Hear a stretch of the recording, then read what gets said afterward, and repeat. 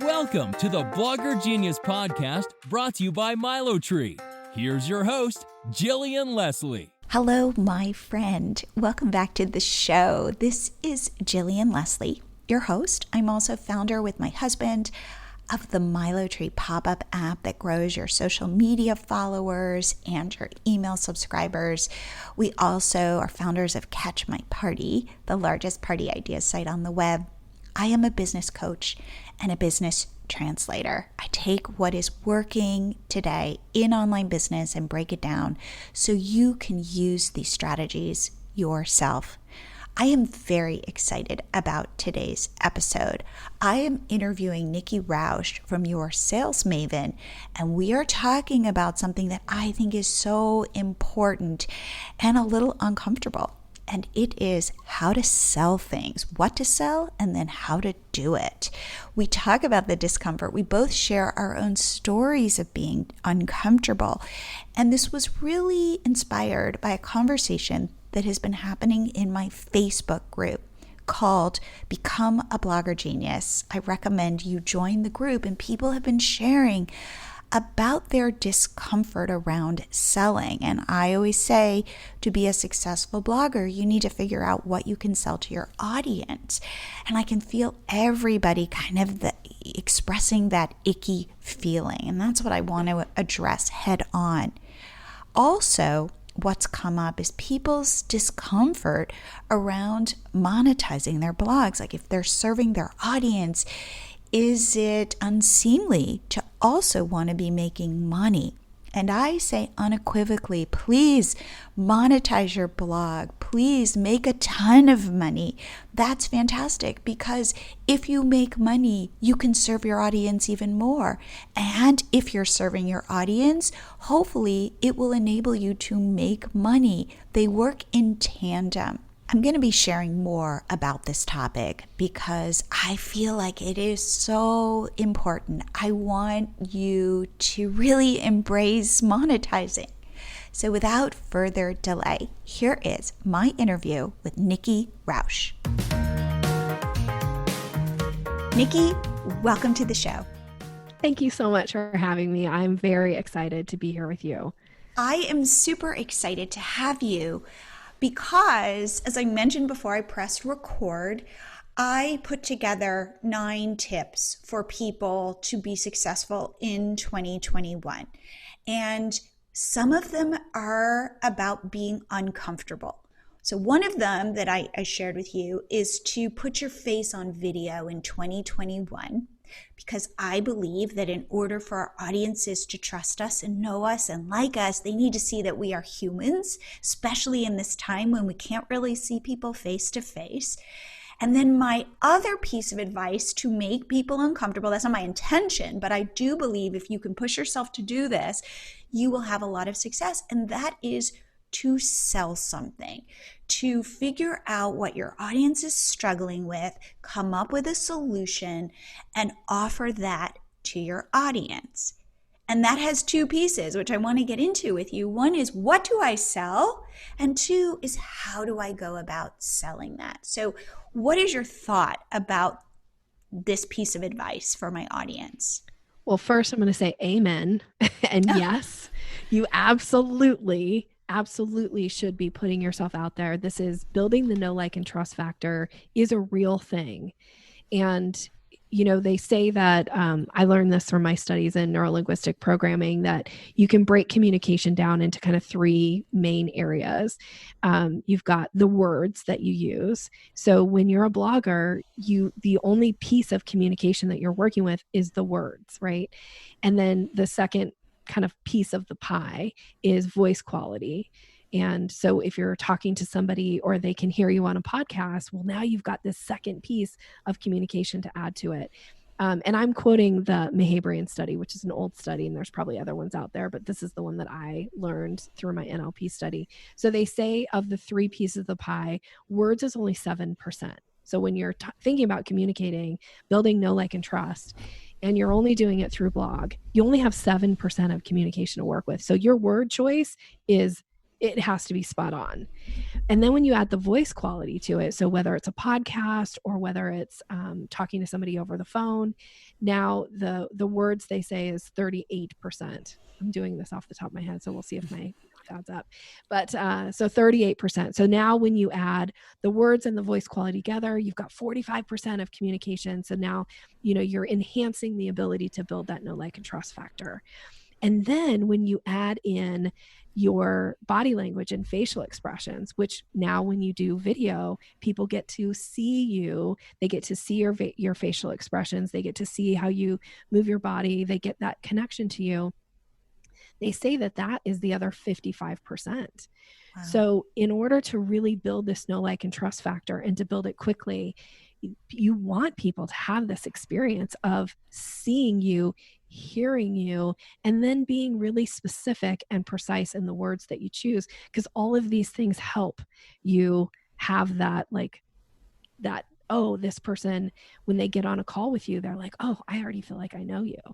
Like, that's actually one of the best things I love about my podcast, of having a podcast. And I just had this happen. I got on a client call. Somebody booked a strategy session with me. And when we got on the call last week, she was like, so I know you don't know me, but I feel like I know you really well, Nikki. And I was like, nothing is better than starting a call with somebody where they already feel like I know you. So yes to the video. And then of course, when the sales piece, absolutely. If you are not putting offers out into the market, if you are not allowing people who really love you, who follow you, who are excited to hear what you have to say, if you're not making offers of some way that they can get more, so if you're not selling something to them, you actually are creating a kind of a, what am I trying to say here? You're kind of creating an environment of unsatisfaction. It's unsatisfying to people to not know what the next step is. And this is one of the reasons why you being able to sell something and make an offer and do it in a really authentic, kind way, you will have people be more satisfied with their interaction with you when you have something to sell to them. So it's super important.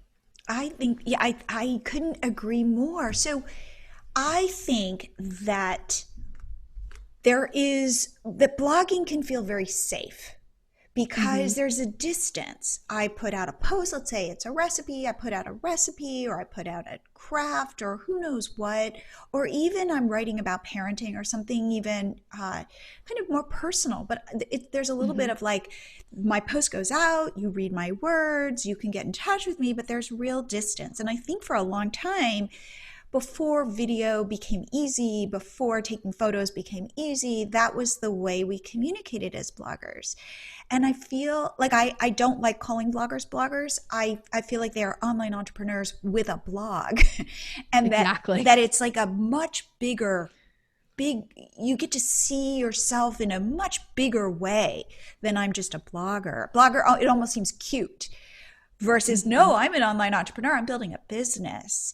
Yes. And I think that selling something is so important to really growing your revenue. We coach different bloggers, and I will tell you, the ones who are the most successful have figured out what their audience is struggling with and have come up with a solution and have figured out how to sell that solution.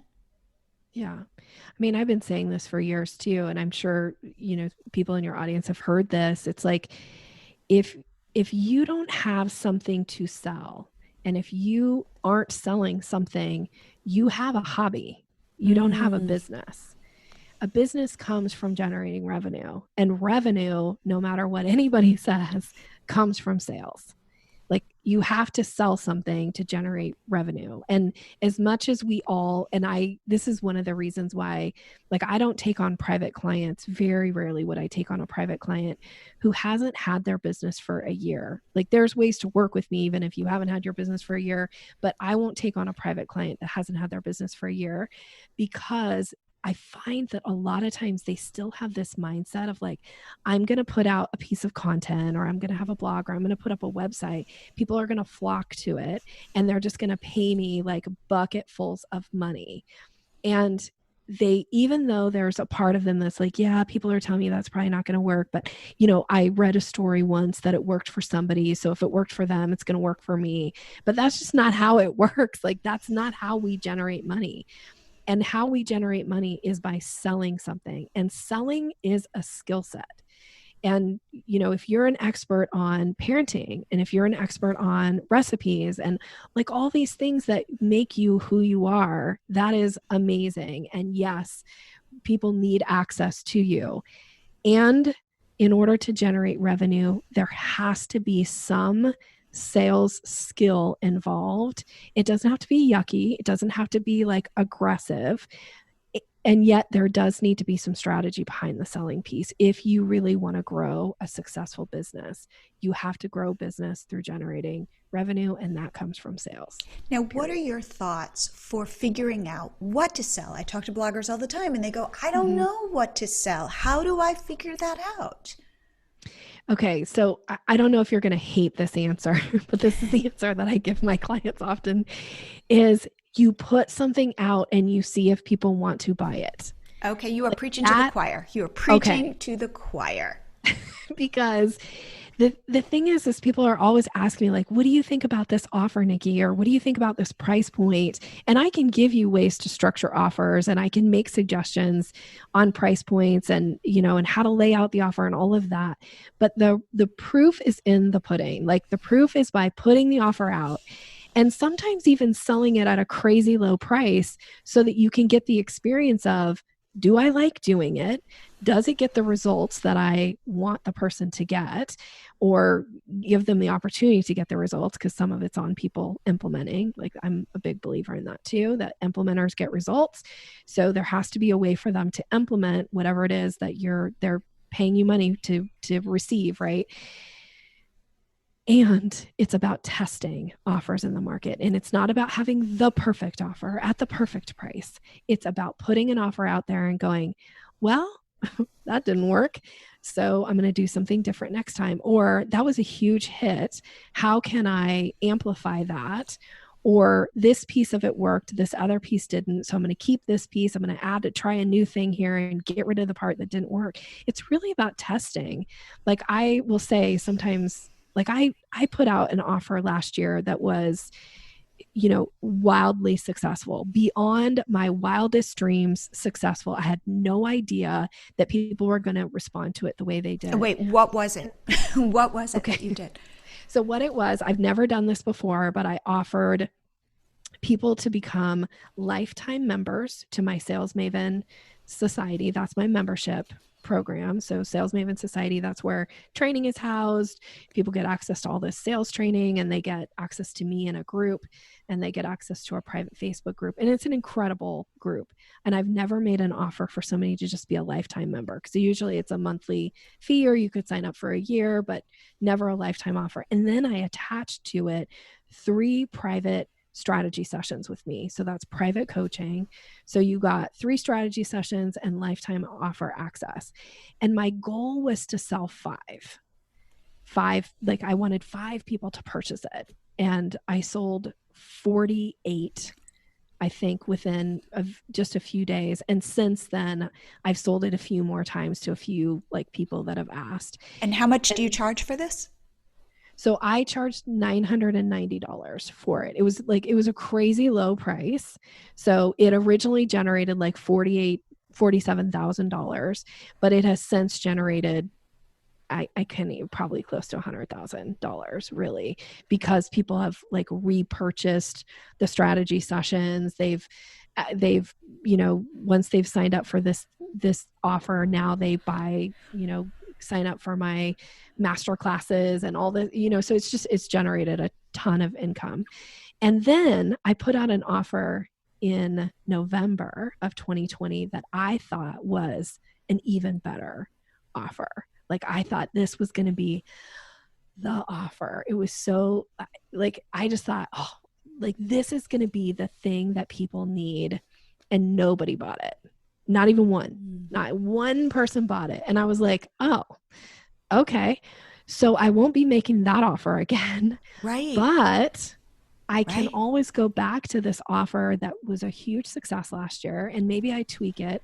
It'll never be offered at that price again because it was, again, it was a lot of work to fulfill all these strategy sessions, and it was a crazy low price that people got, and it was a huge value. Like, some people bought it and they're like, I didn't even care about the strategy sessions with you, Nikki. I just wanted lifetime access. And then other people are like, I don't really care about the lifetime access. I just want the strategy sessions. So I've had actually people gift the strategy sessions to other people because they're like, I don't care about those. I just wanted the lifetime offer because it was such a huge value. So that's again, my point in sharing this is not like, look at me and my big offer. It was really more about, I tested something I had never offered before. I had one that was a huge hit. I had another one that was a huge bomb. And I also did a mid kind of offer where I got the people who bought it were really excited about it. And I sold past the goal that I wanted, but nothing like what this offer was back in February, right? So it's just about testing things. Totally. So in my thing that I put together of just my 9 tips for 2021, one of them is test cheaply, test fast, test often. And here's the weird part. This is hard for us, especially as women. Do not take it personally when it fails, because it does. More often than not, your tests will fail. They will. Yes. And how do you, and I struggle with this, how do you not then want to get in bed and pull the covers up over your head and it take 3 days for you to kind of get yourself back together? How do you recognize the more you put yourself out there, the more things you try, the more failures you're going to have. But really what you need is that one success.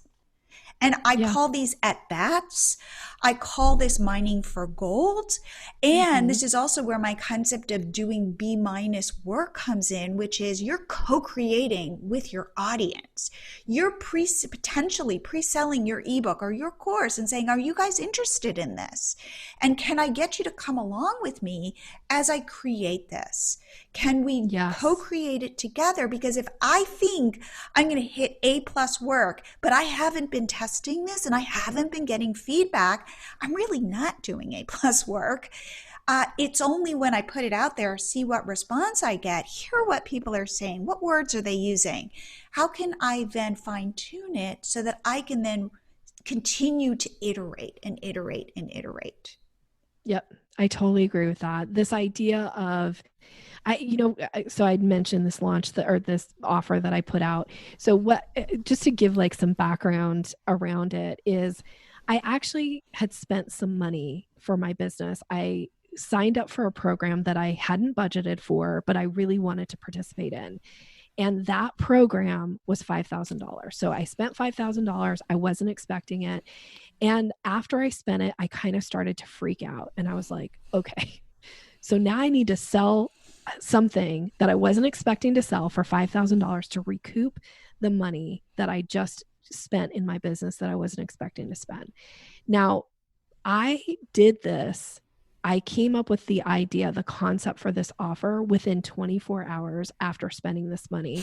And I had an offer out to my list within 48 hours of spending this money.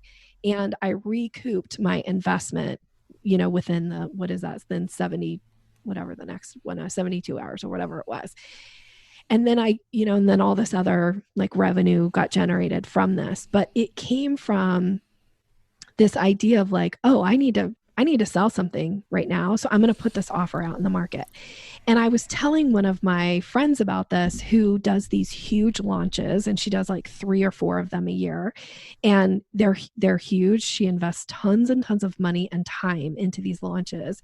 And when she was like, well, explain your process for this launch. And so I kind of explained it to her, and she was like, wait, you launched this in 3 days? I'm like, yeah. Because I have a list, I build a list, I build relationships with the people who are on my list, and I put out a really aggressive offer, and they either say yes to it or they say no. I'm not going to build, these crazy websites and web pages and all this, and put all this money behind this huge launch and do all these ads and all this stuff. I don't even know if the offer is going to work. So I'm not going to put a bunch of time and energy. I'm just going to test it first. So I love that test is on your list of your 9 things.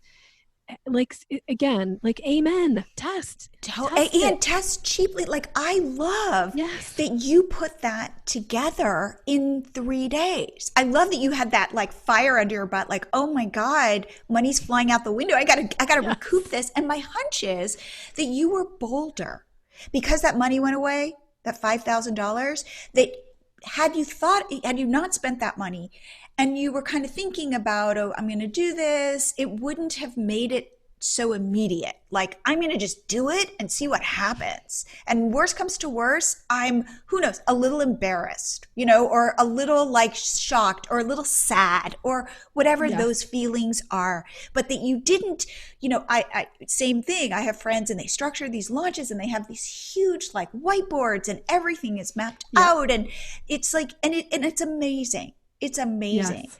But I would say get there once you figured out what works with your audience, like how to take your offer now the next time. And maybe you build a landing page. Maybe you don't. We're told to kind of do these things. And I'm not 100% sure you need to. I was watching a video today about YouTube, right? Because this is my year where I'm leaning into YouTube. And it's all about like, well, when you get to be a big enough YouTuber, you buy the $7,000 camera and your production value goes up. And I had this thought of going, I'm not sure how many YouTube videos I watch because the production value is so high. I watch YouTube videos because I'm gleaning information and I like the person who is sharing the information, and I'm not sure I care how perfect the lighting is. Now, eventually, if you're making millions of dollars with your YouTube channel, of course you're going to worry about your lighting. But I love that you're like, you know what? I'm just starting to send some emails and I'm going to see what happens. And it's not going to be perfect. And guess what? You struck gold. And then you did it again and you didn't streak. And I bet you had more confidence in the second offer than the first one because the first one had worked so well. Oh, I did have a lot of confidence. And again, it was a flop and I'm okay with this because the thing about sales is we often, especially people who haven't been trained in sales and people who feel a little bit hesitant around selling, I find that a lot of times it's that fear of rejection or it's that fear that I'm going to be judged. People are going to go like, oh, how dare she sell to me? Like we make up all these stories about what people are going to say. And the example that I often give to my clients is when you make an offer and somebody declines it, that is not rejection. Like we take it as it is rejection. Like, oh, I got to go lay in bed and pull the covers over my head, or like, oh, I feel really ashamed. But I often compare it to, imagine that you go to a restaurant and you have a really nice meal and it's just absolutely fulfilling. You have a great like waiter. And at the end of the night or at the end of the meal, the waiter comes by and says, would you like to see the dessert menu? And you think to yourself, I kind of would like to, but I'm just so full and I'm so satisfied that I'm just going to decline. So no, thank you. The waiter does not go back, into the kitchen and get the staff together and be like, can you believe that lady? She just rejected me. I offered her dessert and she said no. Like, it's not rejection. It's just, it's not the right time. Like, you're not in the mode of dessert in this moment. So when people don't take you up on your offer, they're not rejecting you personally. It's just not the right time. And I always say about sales, like, your job is to not try to convince people to buy from you. That's not your job. Your job is to make it available for the person who needs you. Put yourself out there so that for the person who is ready to buy, here's the offer. You find out what the problem is. You offer the solution. They get to decide if they take it or not. And it's not personal if the answer is no. I think that is such terrific advice that I need to shrink you down and put you in my pocket so that you can always remind me of that. Because even though I know it intellectually, it doesn't mean I don't get my feelings hurt when it happens. So I go, you know what? It's okay if I get my feelings hurt, and I take it personally, even though it's not personal. And then I don't have to spend 3 days in bed recovering, but I can go, well, you know what? I'm going to learn from this and I'm going to tweak it, or I'm going to ask people, why didn't you buy? Or what exactly are you struggling with? and go at it again and go at it again and, put myself out there and see what happens.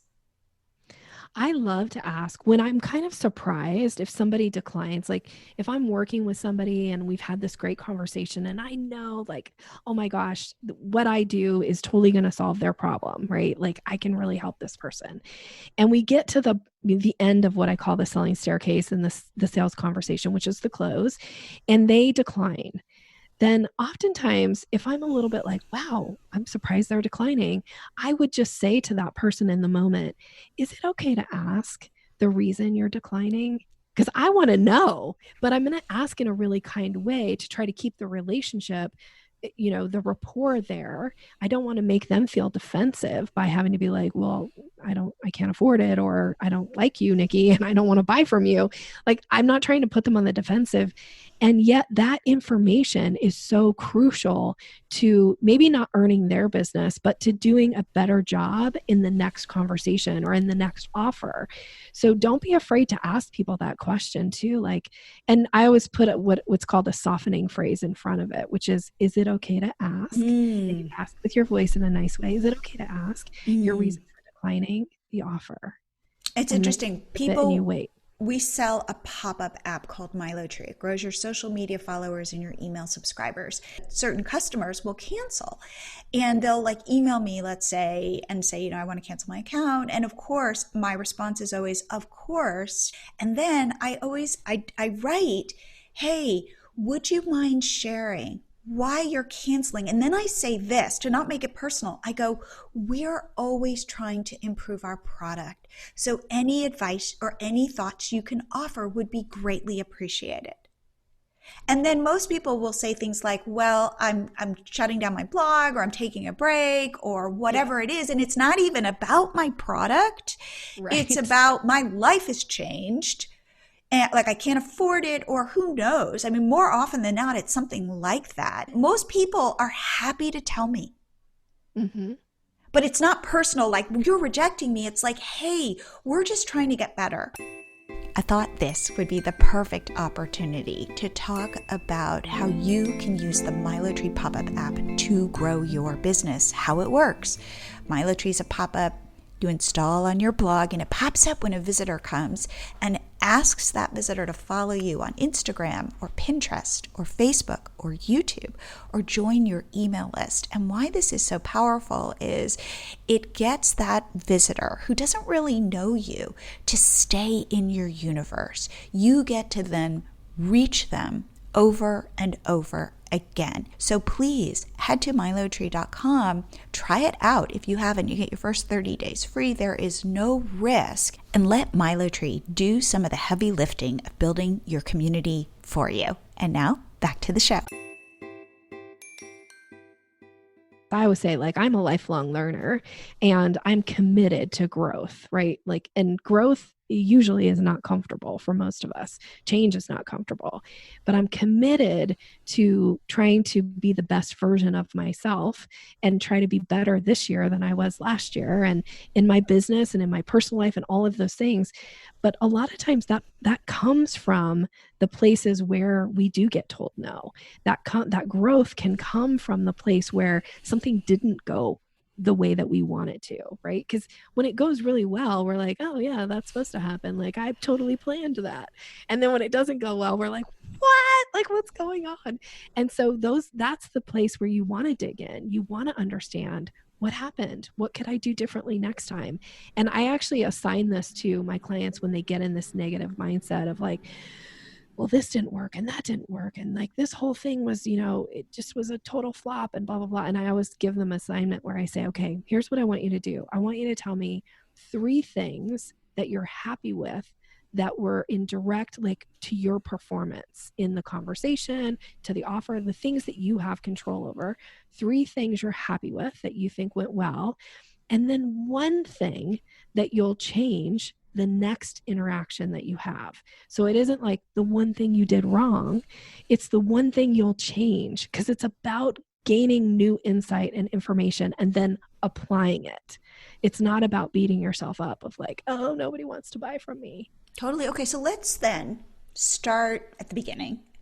Okay. I'm a blogger. I come up with my first product. It's an ebook, simple.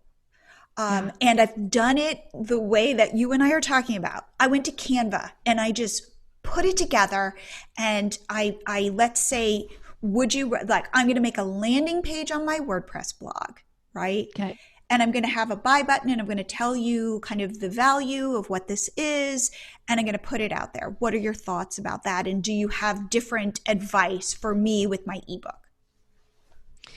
Well, a couple things about putting it out there is people have to know about it, right? So we have to let our list know, here's an opportunity. The piece that I'm going to come in, and I'm not sure if I'm answering your question, so please like push back if you're like, I feel like you didn't answer my question, Nikki.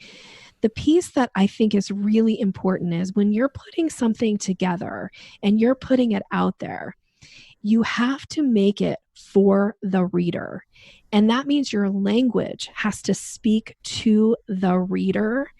And one of the mistakes that I see people make over and over and over again in their communication is they speak like they're speaking to everybody. Well, the fact of the matter is nobody reads your blog as a group. Like we don't all get together. This isn't a like book club and let's read the blog together. So speaking to like, hey, everybody, here's this great ebook. No, here's an ebook for you. Speak to a reader, speak to a person, because that's how they're reading your blog and your offer. And then the other thing that can be a little bit of like a disconnect is we write based on the way that we think. Okay. So that makes sense because we have a thought and we like type it out and we write. That oftentimes is not as interesting to the reader than if you speak to the way the reader wants to like be talked to. So they don't necessarily want you to go like, here's what I want for you guys, and here's what I created, and here's all the things that you're going to get from me. That's not as interesting if you say, here's an ebook for you. Here's how you'll benefit when you read it. And here's why this is going to impact your life. I don't need I in there at all. I don't need any I statements in there because they're irrelevant, because the reader cares about their thoughts more than they care about my thoughts and what I want and what I need. No, tell the reader, this is what you'll get. Here's what this is for you.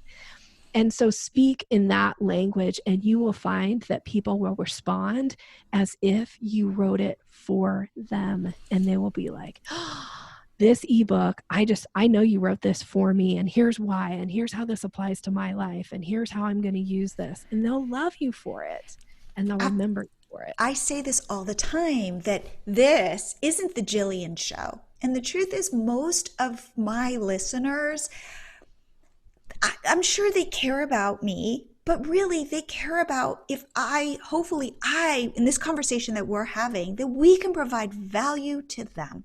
And yes, weirdly, that hits, I think, on two fronts. Like one, like, what? Nobody cares about me? And the truth is, when we can shrink ourselves down and recognize that they don't, it's very freeing. Because you don't care necessarily like what my hair looks like, or, you're not obsessed with me like I'm obsessed with me. So It doesn't really matter all that stuff that we as ourselves think about. Oh, they're judging me for this or that. They're not even noticing because they're in themselves, So that it's very freeing. And two, it gets you to be, and therefore by being freeing, it makes you braver. Yes.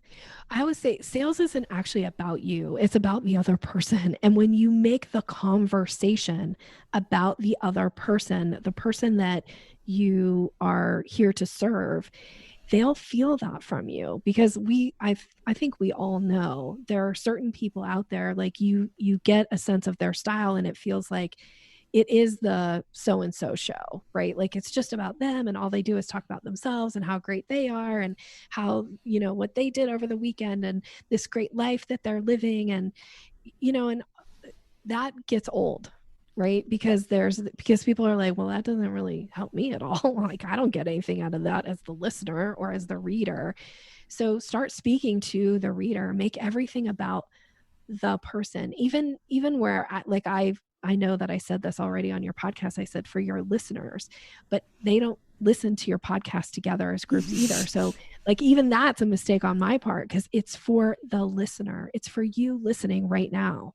Like, this is for you, instead of like, this is for everybody, because it's just not as interesting. So again, I'm not sure if I totally answered your question, but I feel like, okay. So I've got my ebook, and let's say I put up a landing page and I write an email, and all of that text should be all about not me creating this for you, but all about the value for you. And do we need to talk about, for example, the transformation? This is going to make, like, let's say it's somebody who deals in plants, and I'm going to show you how to grow healthy plants, but not just even there, so that your life is better, because plants make people happy and they're healthy to be around. And it feels really good to have like things growing in your house. And, you know, that there's like all this additional like emotional benefit, rather than just like, I'm going to teach you how not to kill your plants. Yes. I like to actually follow a format, and this is pretty standard. If you're on my list and you get an offer from me, you're going to see that I will often say, this offer is for you when, because I want to help them identify, like self-identify, like, yes, that applies to me. And then I'll say, and here's how you'll benefit. So I'll go, this offer is for you when, and then I'll have my bulleted list of things, like when you are sick of having to just replace plants because they are dying all the time. When you want to have healthy plants that, clean the air in your blah, blah, blah. I obviously am not an expert on plants, right? Me neither. And then here's how you'll benefit, or here's what you'll receive. Tips so that your plants live happy, longer lives, and you have a happier, longer life, right? Or whatever that piece is. And now, so we say like, this is for you when, by the way, I don't say this is for you if, because if in this particular case sounds like, are you sure? You might want to think about it. Like, maybe you don't want to sign up for this. No, this is for you when, because I want that forward momentum. Like, this is for you when you're ready for blah, blah, blah. So that's just a language piece that I teach. I think we overuse the word if in marketing. And so I try to get away from, I'm not saying don't ever use it, but I try to avoid using it in most instances. I don't think it's appropriate. And then here's what you'll receive. I also will say things like, you'll be shown instead of you'll learn, or you'll be taught. Because I think shown feels like an easier word for people to take in. Like, oh, if you're going to show it to me, okay, I'll look. But if you're going to teach me, like, that sounds like work, so I often use that type of stuff. You'll be shown, or this is for you when, and you'll be shown, or you'll receive. Think about that from a wording standpoint. Again, it's really about, we are just putting something out there so that the reader or the client or the prospect in this particular case goes, oh, I identify in these statements, I self-identify that this is definitely for me, and I want those benefits. I love that. Yes. Absolutely. And it is about, what I was at a conference once, and a guy was speaking, and he said a very powerful word is imagine. Oh, yeah. So when you're talking to somebody and you say, imagine waking up and feeling the clean air in your house and feeling this life around you. And then you immediately, it's kind of like if I say to you, don't think about pink elephants. And of course you think about pink, like if I say imagine, you can't not imagine. Like, how your would brain it feel? loves those words. And so I found that to be and I've started to use that in my own copy. Also because it kind of shows you what the result would be very quickly in a visual. Yeah, it's in my studies of neuro-linguistic programming, using a term like imagine is also known as future pacing. And our brains love to future pace. It's like, oh, Like I can see myself having these big, lush, beautiful plants that are super healthy. And I feel like I live amongst living, organisms, and it feels really powerful. Like our brains love that type of language. It's because you're speaking right to the brain. So when you say imagine, it's this future pacing. So it's also like a totally different context of this is I teach my clients to not say, what questions do you have? Because that makes them have to like, oh, my brain doesn't like that. And like it's a lot of work. But when you say to somebody, what questions come to mind for you? Their brain goes, oh, that just switched for me when you said that.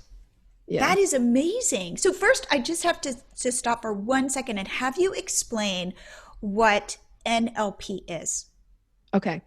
So it stands for Neuro-Linguistic Programming. And the most basic definition of this is it's the study of communication. So neuro, the way we process information in our brains. So it's a lot about that, what's going on with your brain. Linguistics is language. So it's the way that you speak, the words that you choose, also the way others speak to you, and that internal dialogue that most of us have going on. That's the linguistics piece of NLP. And then the P, the programming, is about habits and patterns. So I have a pretty extensive background in neuro-linguistic programming. I have, I'm master certified in it, and I have over 1,200 classroom hours. And just to give some context to that, most people who have a similar certification level that I have less than 200 hours. So I have a pretty extensive background in NLP, and I bring that into my work, which is why I spend a lot of time focusing on the conversation side of sales. That's where my expertise really comes. And that's where I bring all of this NLP in. And I teach, my all-time favorite quote is, "Blessed are the flexible, for they shall not be bent out of shape." I feel like my mission in life is to teach people how to be more flexible, how to say things in a way that lands softer, how to make it easier for people to get what they want. It isn't about manipulating. It isn't about convincing people. It's just making it easier for people to go, yes, I'm in. Okay. We are launching we do these coaching groups every so often, and our next one is starting January 12th. This will go live after that. However, what I do, and you can give me your feedback on this, is I have a landing page, talks about all the benefits, and really it's about helping you in real time. My husband and I do it together, and he's the tech guru. We really help you grow your business in real time, your blog. So we show up live on Zoom. And what I say to people is, hey, I talk about it, but then I say, get on a call with me, because I can hear about your business and what you're struggling with, what's going well for you, and hear what your goals are, and then talk to you about how we can help you get there. And so and not that many people, by the way, take me up on this offer, which I think is really interesting, because I'm just giving free advice. Like, I'm going to look at your blog. I'm going to look at even your site speed. Like, I'm going to really, David and I take it really seriously. So before I get on a call with you, I ask you what's working for you, what's not working for you, what's your website. We look at it and do kind of an analysis. And then I get on a call with somebody for like a half an hour and say, like, tell me what do you envision for yourself, and where do you feel like you're stuck? And here's what I see as an outsider. And here are some places where I think, whether you join our group or not, here are some things you can take away from this that hopefully will give you some fresh eyes on your business. Just tell me, what are your thoughts about that? How can I make this better? So you're asking me in this particular situation. Okay, yeah. So I have a lot of thoughts around this. Please. We'll see, because this might be counter to what you, here's what I will say. If what you're doing is working, keep doing it. Okay. If you're not getting the results that you want, as a sales coach, here would be my advice. Please. One, when something seems too good to be true, people will rarely take you up on it. So this idea that you're going to offer this like free advice, this can often cause people to not want to get on the call with you, because they're not sure, like, there's no way she's not going to sell to me, right? Like, interesting. receiving end of you take somebody up on an offer and all they do is sell, sell, sell, sell, sell. Okay. So I think that causes people to not even schedule the call with you. That's the first that thing. probably is the reason why I'm going like, seriously, like, because my assumption is they hear my podcast, like they know me. Yeah. I'm not going to sell to, I mean, I'm going to explain how we can help them, but ultimately, like, I'm not going to, if you don't, I only want you to join if we both think it's a good fit and if I can provide value. So here's my suggestion instead for you specifically, because you have all this background and knowledge. Offer an assessment. Ooh, okay. Okay. And do an assessment instead. I do this, by the way. This is a way to get on a free call with me. It's one of the only ways you can get on a free call with me is to do a selling strength assessment. Now, all questions should lead to the program. So it should help them identify quickly, yes, I'm a fit for this or no. But the assessment is still something that they walk away. So if people do a selling strength assessment with me, they always walk away with information about themselves that they didn't know before they got on the call. So it's helpful. Now, it also helps them identify like things. Sometimes people get on a call and I'm like, they're rocking the sales. I don't really know why they got on the call with me, but they feel really good about themselves when they leave. They're not an ideal client for me. And it helps me identify really quickly whether or not they are an ideal client and whether or not we're going to even have a sales conversation at the end. And I set it up, I pre-frame at the beginning, like, the purpose of this call is to learn a little bit more about you so that you walk away with some information about yourself. And if it makes sense for us to have a further conversation about ways to work together, we'll do that at the end. Ooh, okay. So, but how is that different? How are you framing that differently than what I'm framing? Is mine too general? So I'm not coaching. I'm not coaching. Okay. The thing that I'll say about coaching, I love to give lots of information away for free. And I do it through my podcast. I do it on my free trainings that I do every month. Like there's, you can search my name and find me on, I think I'm on over 150 podcasts outside of my own podcast, right? So there's tons of content available out there for people who have no interest in paying me money, but do want to learn from me. There's ways to do that. But if you want individual feedback, suggestions about your business, I don't recommend doing that until people pay you money. And here's why. Okay. Because like Jillian, you're an expert. Like you know so much. And imagine that there's this big, beautiful beach behind you. And on the beach is all your resources and all your expertise and all the things that you bring to the table. But the person who's getting on that call with you, they don't know about the beach and all that you know. They know you know something. And you give them what you think is like a little grain of sand. It's something that's going to help them. It's going to be useful to them. But really where they're going to get the transformation in their life is by accessing the resources behind you on this beach. But they don't know about the beach. So they think that when you give them that grain of sand, you gave them the beach. And now there's no reason to hire you. And why this is a disservice to people is because they walk away and they think like, oh my gosh, this was life-changing. This was awesome. This is so great. But they miss out on all that you can really do for them.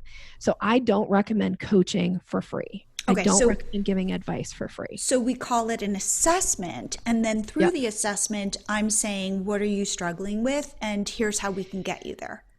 No, you're going to have very specific questions in the assessment. So this is something, by the way, this is something you and I could work on. I know, exactly. Like I can help you come up with this assessment. I wish, here, I know we're on audio, so I'm going to show this to you. This is an example of my assessment. Oh, wow. And you give this to people. This is what you give them? I do this over Zoom. They don't actually see this, this is, and she showed, by the way, for people who are listening, Nikki's holding up kind of like a checklist. It's a checklist. So there are specific questions on my selling strength assessment. And all of these questions, by the way, are things that I coach around. So for instance, one of my questions, I have my assessment set up for people to say, yes, I do this. Sometimes I do it or no. That might not work in your format. Like we might need a different format for you, but I like this because it's fast and it gets people like moving through the conversation. So one of the questions that I will, and it's not even a question, I will say to somebody, for instance, you know how to create curiosity when you're talking about your products or services. And people will say, yes, Nikki, I know how to do this. Or sometimes, or I don't even know what you mean by curiosity. Okay. So now I'm making a check on this. Like I'm putting this. So then when I go back through the assessment, one of the things I'll talk about, let's say that they're like, what do you mean curiosity? Well, curiosity is one of the biggest things that I teach on how to create that curiosity, because that opens the door for us to move to the next step in the selling staircase, which is discovery. And that's where we get into this consultation. So if they say no, when I'm talking back through the assessment, I'm going to say, one of the areas that I would recommend that you focus on is learning how to create curiosity, because this is going to prompt people to take you up on your offer. This is going to open the door for you to even be able to talk about your business more. This is going to work for you at networking events. Like, I'm going to talk about how curiosity, but I'm not going to tell them, I'm going to tell them what, like the what of it, but I'm not going to teach them how to create curiosity, because you get that when you sign up for the Sales Maven Society. I have a whole course on creating curiosity. I talk about it constantly. I coach about it constantly. That's where people pay me money, and that's where they get results. This is terrific. So really what I hear you saying, you can tell me if this is right, is you're talking more meta with somebody. Yes. You're talking about concepts, and I'm going deeper. And by going deeper, in a weird way, it could be like dating, right? Like, I might be giving away too much at the beginning rather than holding back, talking about, like, let's say, we're on a date and I talk about all the interesting things that I'm about, but I'm not just like laying it out there, and I'm not going home with you that first night. I'm really just talking much more generally about what I could offer you, but I'm not offering it yet. It's not even about like what you could offer. It's like, what's their problem? What's their need?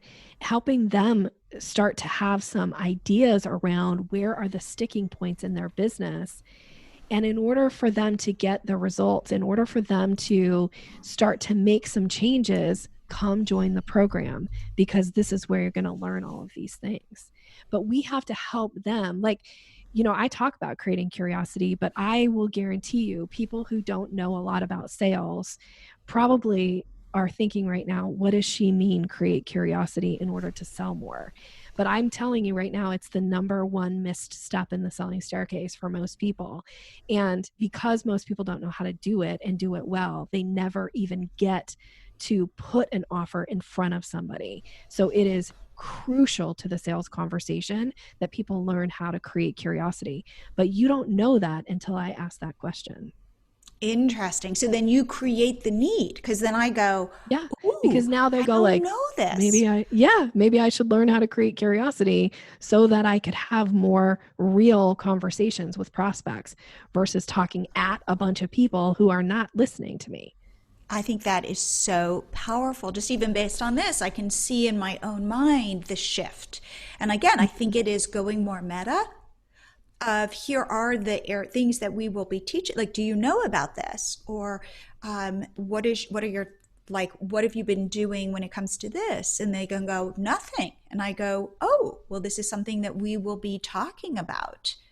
And you don't even have to sell then, by the way, because you're going to actually go through the whole assessment before you give any suggestions or before you even position this offer that you have.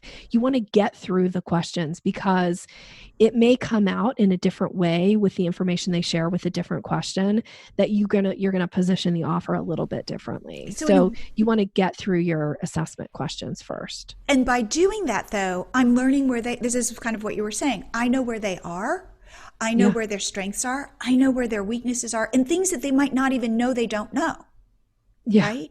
They don't know because you're the expert. Right. So it's like the, there's that thing of like the known knowns, the known unknowns, and the unknown unknown. Do you know about this? It's a thing. But anyway, it's this idea of like, you don't even know to know about curiosity. And so we're going to then learn about that. We're going to plant a seed about it, so that people start to go, maybe I need to learn about creating curiosity. I think and what will that do for my business? I think that that is so powerful. And you've given me a whole different way of thinking about when I get on a call with somebody, because I do get the feedback of like, oh my God, you're being so helpful. Yeah. And I think I'm giving them a taste of what it is, but you're right. They don't know that this is just a taste. They have no idea it's a taste, and they won't value what they don't pay for. That's just the facts. Like when we get stuff for free, we're like, oh, look at this thing. And then we like put it away on a shelf and we go like, I'm totally going to come back to that, but it's not that important because I didn't spend any money on it. Completely. I go to conferences, I went back in the day, and you get a lot of swag. And there have been times that like I've gone home with like a Google Home, and I do not value it as much as if I went to Best Buy and bought one. I mean, I know that that seems crazy because I could go resell it, but it's that idea of, yes, you're right. We do not value what we don't. I'm a big believer in that.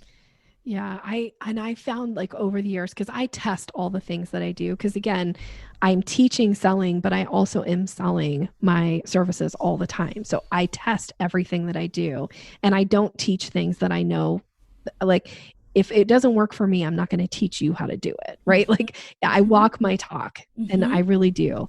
So I have found over the years that as my prices have gone up, specifically in my private coaching, as my prices go up, people take my work more serious and they get bigger, faster results the more money they pay me. Now, that doesn't mean that my price now is like, it's $50,000 to work with me. It isn't. And my private coaching clients get unbelievable results. Like stuff like, I had a client last year that brought in an additional $100,000 from a program that she paid me $4,000 for, because she paid $4,000 and she's like, I am going to do the work that Nikki suggests. And then she went out and brought in all this extra revenue into her business, right? Like that's the kind of results. But if I had charged her $10 for that same training, she would not have gotten the results that she got. It's like you have to have some skin in the game. So right now, by just giving all of this expertise, Jillian, that you have, there's no skin in the game for them to implement.